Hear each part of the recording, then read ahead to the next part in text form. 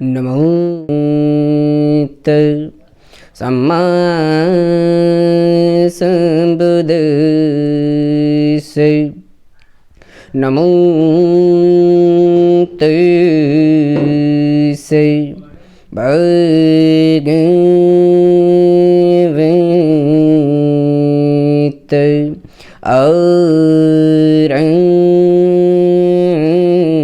अरहते सम्मा संबुद्धिसे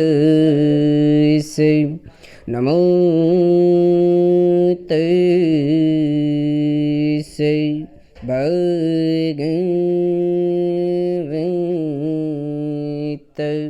सम्मा संबुद्धिसे।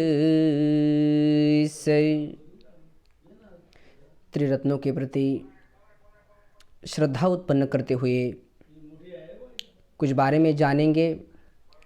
सारे कर्म को सुधारने के लिए मन के कर्म सुधारना, मन के कर्म को सुधारने के लिए मन पर पहरा लगाना होता है। कैसे कोई पहरा लगाएगा, यही नहीं जानता कि मन क्या है, कैसे फंक्शन करता है, कैसे काम करता है, उसका शरीर से क्या संबंध है, वो शरीर से कैसे प्रभावित होता है, वो शरीर को कैसे प्रभावित करता है और इन इंटरेक्शन की वजह से कैसे विकारों को उद्गम होता है, संवर्धन होता है। ये सारा कुछ कैसे जानेगा? पुस्तकों से नहीं जान सकता, प्रवचनों से नहीं जान सकता। इसके लिए स्वयं काम करना पड़ेगा। अंतर्मुखी होकर के काम स्थित होना पड़ेगा। ये 3.5 हाथ की काया के भीतर मन कैसे काम कर रहा है, उसे अनुभूति से जानना पड़ेगा। जैसे जैसे ये सारा शरीर स्कंद, इसके बारे में सच्चाई को जानने के लिए स्थूल सच्चाइयों से शुरू करते हैं और उसका विघटन होते होते, उसका विश्लेषण होते होते, उसके टुकड़े होते होते स्थूल से सूक्ष्मता की ओर, सूक्ष्मता से बढ़ते जाते हैं और ऐसी अवस्था प्राप्त होती है जहाँ पहुँचते हैं जहाँ भौतिक जगत का अंतिम सत्य नन्हे से नन्हा परमाणु कण, जिसे कलाप कहा गया, जो अनुभूति पर उतर जाए। ठीक इसी प्रकार चित्त के बारे में पूरी जानकारी करने के लिए उसका विभाजन, उसका विघटन, विश्लेषणात्मक अध्ययन, बुद्धि वाला अध्ययन, अनुभूति वाला अध्ययन, विश्लेषणात्मक अध्ययन करते करते स्थूल से सूक्ष्मता की ओर जाते जाते बहुत आगे जाकर तो ऐसी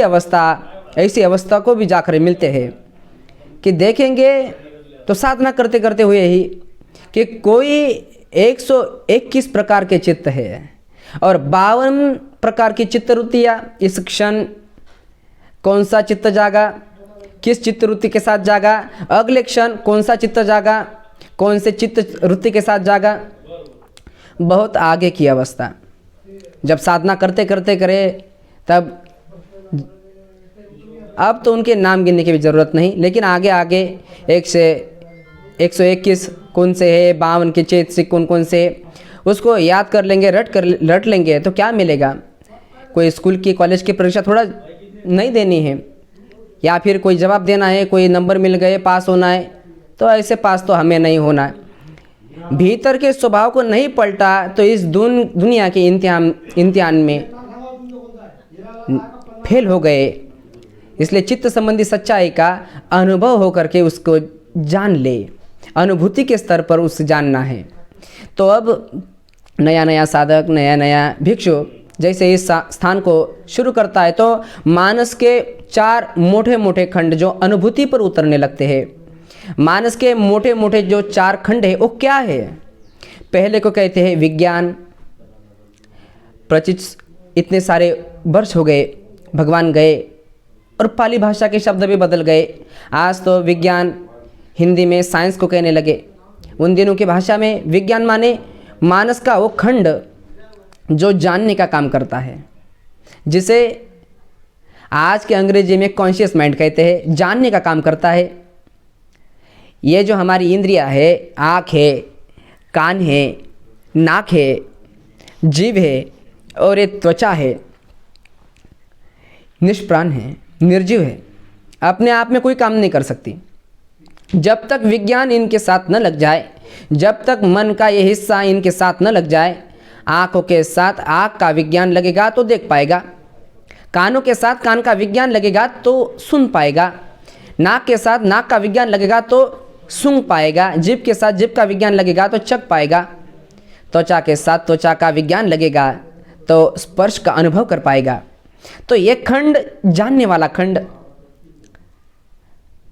जैसे ही कान के दरवाजे पर कोई खटपट हुई, अनुकूल शब्द सुनाई दिया, आँख के दरवाजे पर कोई खटपट हुई, कोई रूप दिखाई दिया, नाक के दरवाजे पर कोई खटपट हुई, कोई गंध आने लगी, कोई गंध सूंघी गई, जीभ के दरवाजे पर कोई खटपट हुई तो रस चखा गया, काया के दरवाजे पर कोई खटपट हुई, कोई स्पर्श, कोई पदार्थ का स्पर्श हुआ। ऐसे बहुत से और भी दरवाजे, मन का एक अपना दरवाज़ा, उसके दरवाजे पर कोई चिंतन शुरू हुआ तो कोई खटपट हुई। जैसे ही किसी दरवाजे पर कोई घटना घटी तो मानस का एक खंड अपना सिर उठाता है, अरे कुछ हुआ, कान के दरवाजे पर कुछ हुआ अथवा नाक के दरवाजे पर कुछ हुआ। इतने में मानस का दूसरा खंड अपना सिर उठाएगा। उसे उन दिनों की भाषा में कहते थे संज्ञा, उसे बुद्धि भी कह सकते हैं। उसका काम है पहचानना, अब तक के जितने भी अनुभव हुए और उनके जो याददाश्त है, उसके आधार पर मानस का एक खंड पहचानता है। कान में शब्द आया, क्या शब्द आया, आँख से रूप दिखा, कैसा रूप दिखा, नाक में गंध आई, कैसी गंध आई, जीभ पर रस पड़ा, कैसा रस पड़ा, शरीर पे कोई स्पर्श पदार्थ पड़ा, कोई स्पर्श किया, कैसा स्पर्श हुआ, मन पर कोई चिंतन चला, कैसा चिंतन चला। उसका काम पहचानना है।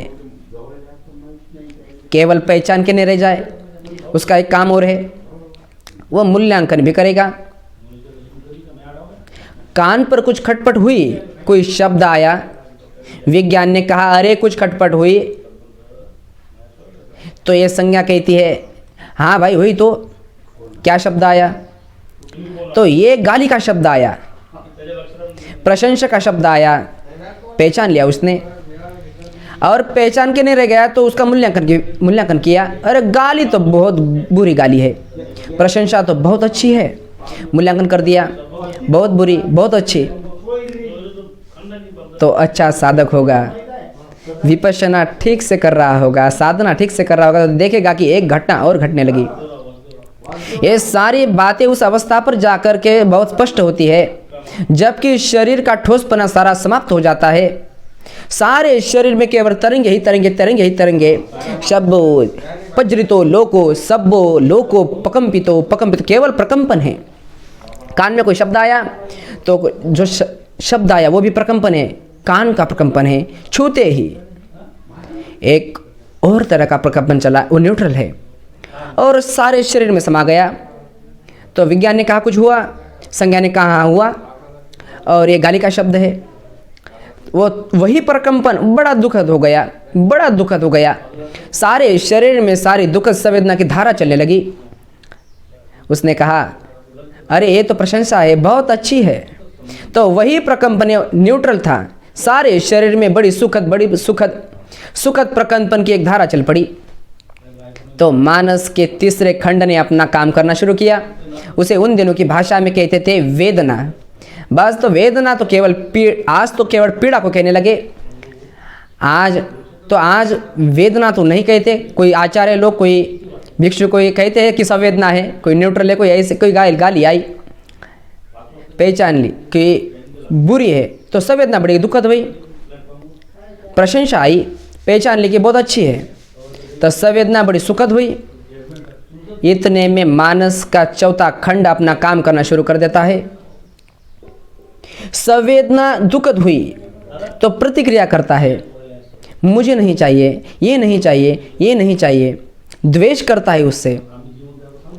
संवेदना सुखद हुई तो प्रतिक्रिया करता है, ये तो चाहिए, ये तो और चाहिए, ये तो और चाहिए, नहीं चाहिए, नहीं चाहिए माने द्वेष करता है, चाहिए चाहिए चाहिए माने राग करता है। ये मानस का चौथा खंड, जिसे उन दिनों की भाषा में संस्कार कहते थे। ये जो संस्कार है यही कर्म है। मानस का वो खंड, विज्ञान जो काम करता है उसे कोई कर्म का बीज नहीं, उसका कोई फल नहीं आता। मानस का दूसरा खंड, संज्ञा जो काम करती है वो कर्म का बीज नहीं, उसका कोई फल नहीं आता। ये मानस का तीसरा खंड, वेदना जो अनुभूति करती है सुखद दुखद की, वो कोई कर्म का बीज नहीं, उसका कोई फल नहीं आता। लेकिन ये चौथा खंड जो प्रतिक्रिया करता है, ये मानस का चौथा खंड यही कर्म है, इसलिए इसको कर्म संस्कार भी कहा। एक कर्म संस्कार है। और हम देखेंगे बार बार विपश्यना करते हुए देखेंगे, इन चारों खंडों में से जो पहला खंड विज्ञान है, बेचारा बड़ा दुर्बल है। कुछ घटना हुई और हाँ जान गई, घटना हुई, इतने में दूसरों ने काम करना शुरू किया। और चौथा तो इतना प्रबल हुआ कि प्रतिक्रिया ही प्रतिक्रिया, प्रतिक्रिया ही प्रतिक्रिया। राग की प्रतिक्रिया तो लगातार राग की प्रतिक्रिया, द्वेष की प्रतिक्रिया तो लगातार द्वेष की प्रतिक्रिया। बड़ा बलवान हो गया। और ये पहला बड़ा दुर्बल है। सारी साधना हमें इसी दिशा की ओर लेके जाती है कि ये जो देखने वाला है वो साक्षी भाव से केवल देखता रह जाए, तटस्थ भाव से केवल देखता रह जाए। जो प्रतिक्रिया करने वाला है वो दुर्बल होता चला जाएगा, दुर्बल होता चला जाएगा। वो प्रतिक्रिया करे भी तो गहरी प्रतिक्रिया ना करेगा, कर्म संस्कार बनाए भी तो गहरे कर्म संस्कार ना बनाए। तीन तरह के कर्म संस्कार होते हैं। एक तो ऐसा कर्म संस्कार कि पानी पर हमने लकीर खींची और जैसे खींची वैसे बुझती गई, बुझती गई, बुझती गई। एक कर्म संस्कार ऐसा कि जैसे वालू पर लकीर खींची और हवा आई, इधर से हवा आई और सुबह खींची तो शाम तक बुझ गई। एक और कर्म संस्कार ऐसा कि जैसे चट्टान पर छेनी से, हथौड़े से मार मार के छेद करे, लकीर खींचे, बड़ी गहरी लकीर खींची, बुझेगी तो वो भी समय पा करके बड़ा समय लगता है, बड़ा लंबा समय लगता है। ये गहरे कर्म संस्कार हमारे लिए नए जन्म का कारण बनते हैं। इन्हें हम भव संस्कार कहेंगे। भव बनाते हैं, नया नया भव बनाते हैं, नया नया भव बना। पत्थर की लकीर वाले हैं ना, ये पत्थर की लकीर वाले बनाना कैसे बदले तो मानस का स्वभाव कैसे बदले। ये स्वभाव ये प्रतिक्रिया करता है तो किया ही जाता है, किया ही जाता है। राग की प्रतिक्रिया तो राग ही राग, राग ही राग, राग ही राग। द्वेष की प्रतिक्रिया तो देश ही देश, द्वेष ही द्वेष। क्रोध जागा तो इतने देर तक क्रोध जगाते चला जाएगा। वासना जागी तो इतने देर तक वासना जागेगी। भय जागा तो कितने देर भय। जो विकार जगाता है कितने देर चलता है, कितने देर चलता है। बेचारा विज्ञान जिसका काम दृष्टा भाव से देखना है बड़ा दुर्बल हो गया। और ये संस्कार जिसका काम कर्म संस्कार बनाना है बड़ा तेज हो गया, बड़ा तेज हो गया, बड़ा सबल हो गया। तो गहरे गहरे पत्थर के लकीर वाले संस्कार बनाए जा रहा है। क्या करेंगे विपश्यना? यही करेंगे, इसका स्वभाव पलटे। जो कर्म संस्कार बन रहा है पत्थर के लकीर वाला ना बने, बहुत हो तो वालू के लकीर वाला बन के रह जाए। और आगे जा करके तो ऐसा हो जाएगा कि पानी की लकीर है, पानी बनी और बुझ गई, बनी और बुझ गई। इसके लिए सारी मेहनत करनी होती है, सारी मेहनत इसी के लिए है। ये तपस्या इसी के लिए, ये अंतर तप है।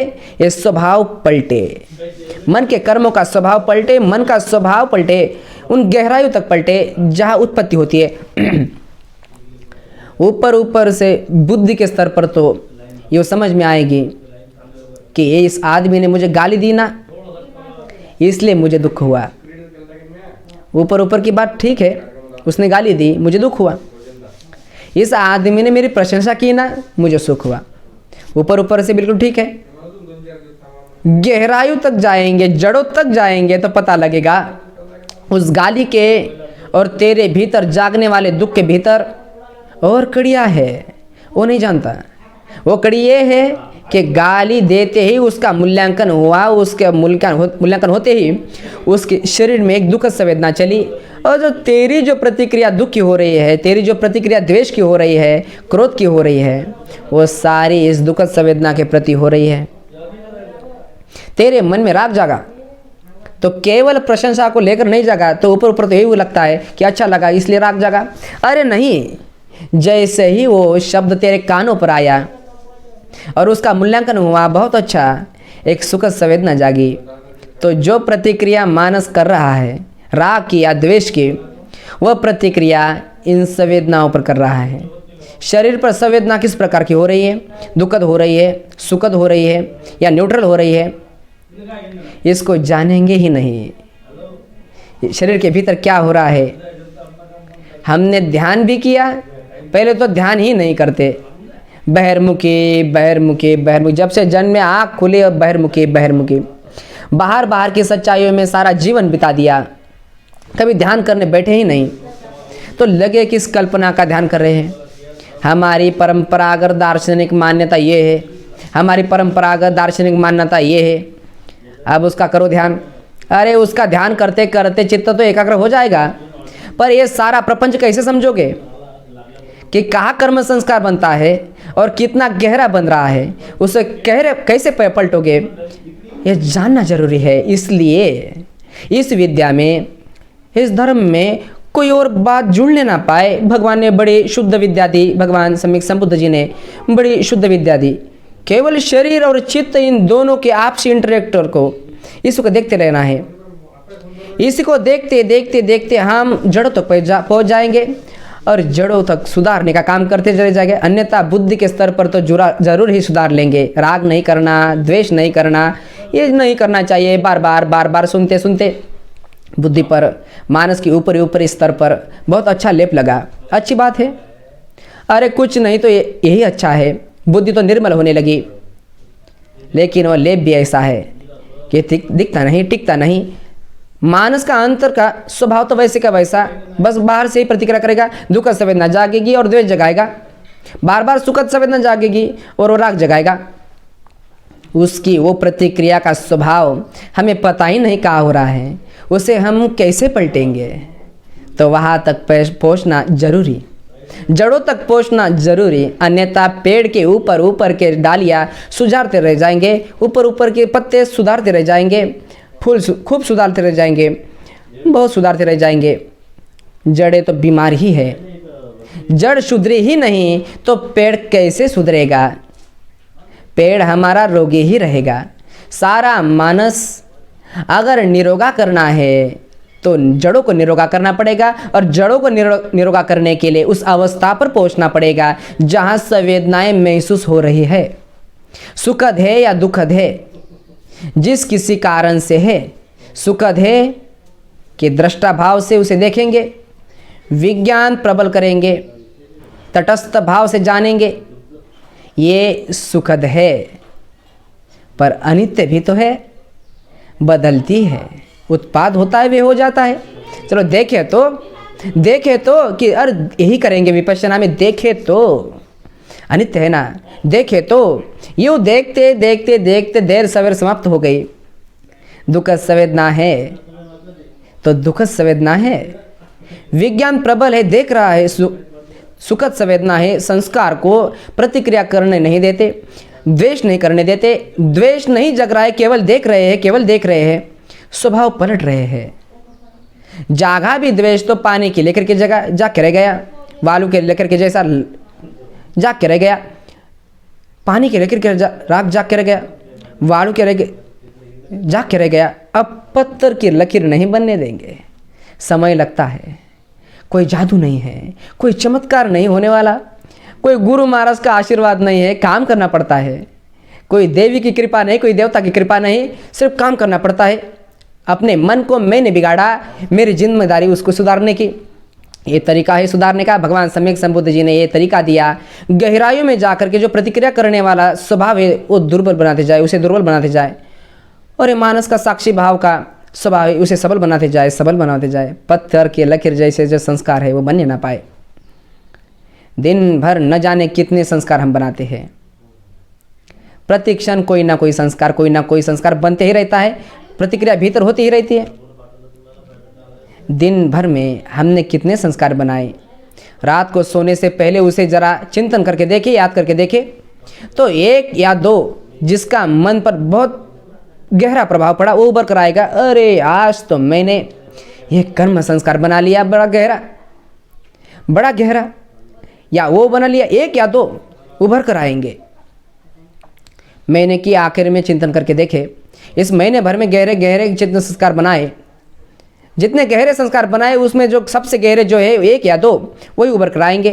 अरे इस महीने मैंने ये एक संस्कार बड़ा गहरा बना लिया, ये संस्कार बड़ा गहरा, एक या दो।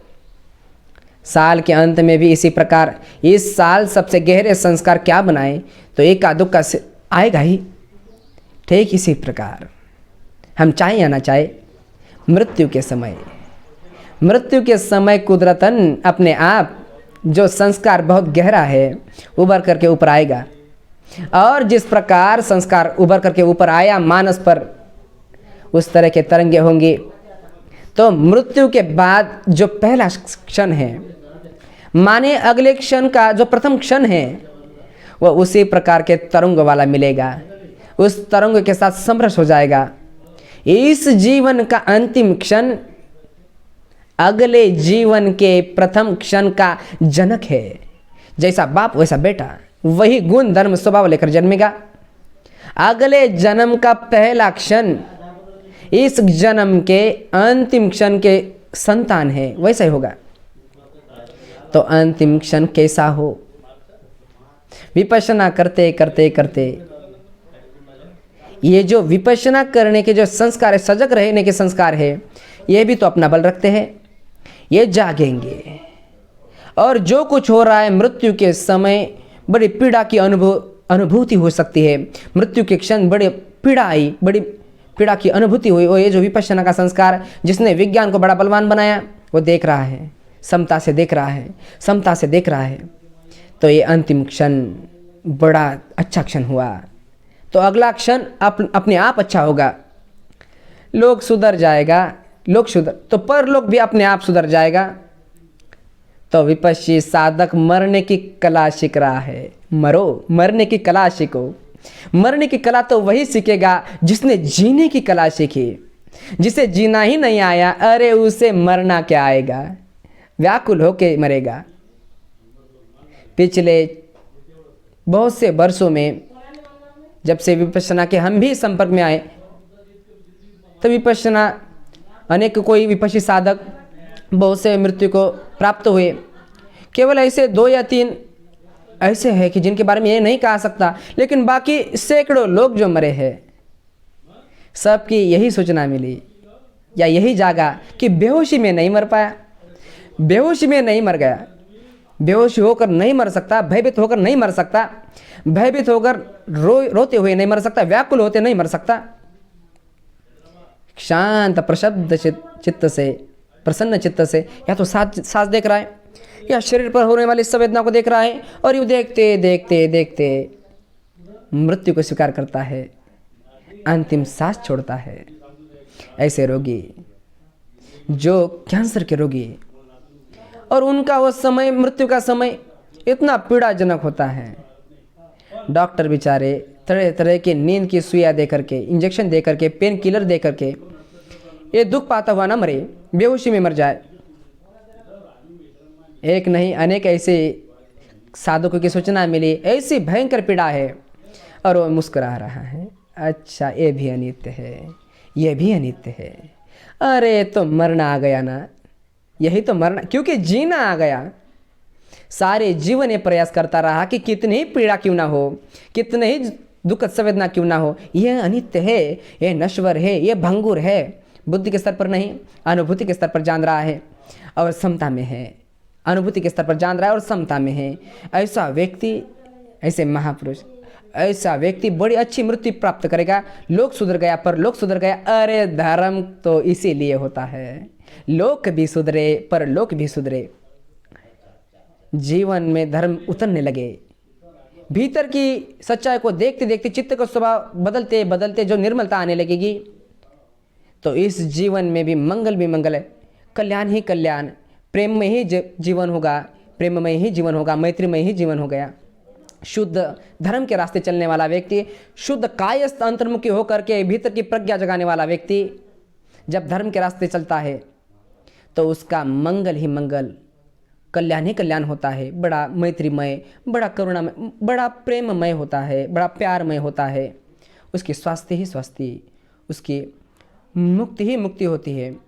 जानना तो बहुत ज़रूरी है। बाबा साहब की वजह से हमें यह धर्म मिला, जो शील मिला, इसे भी समझना ज़रूरी है। सबके प्रति कृतज्ञता भाव रखते हुए सबका कल्याण हो, सबका मंगल हो, सुखी हो, सुखी हो, सुखी हो।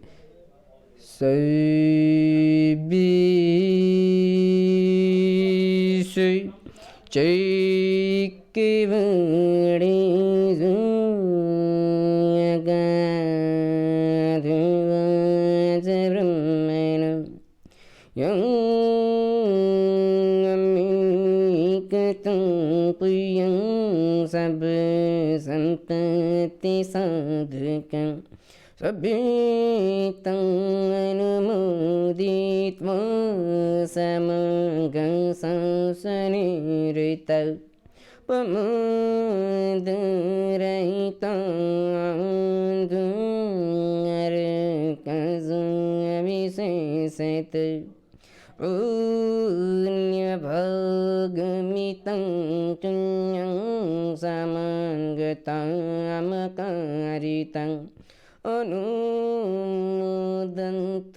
तं सर्वे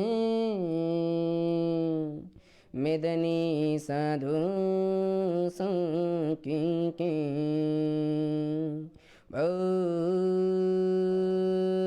भवेत्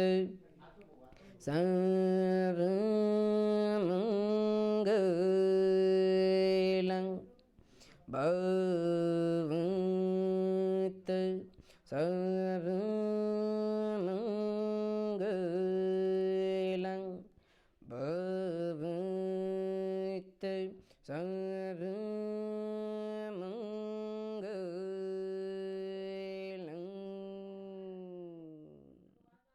खूब कल्याण हो, खूब कल्याण हो।